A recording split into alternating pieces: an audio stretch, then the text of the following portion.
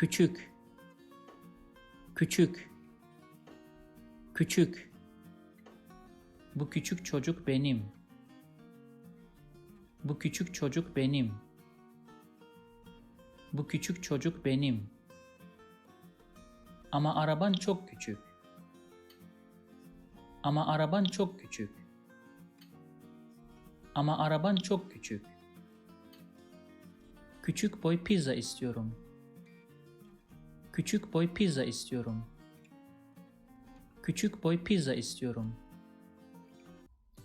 If you like this video, please subscribe to my channel below for more videos on Turkish grammar, vocabulary, and pronunciation. Also, if you think this video can benefit somebody else, please share it with them. Last, if you have any comment or request, please provide your feedback in the comment section below and I'll do my best to respond as soon as possible.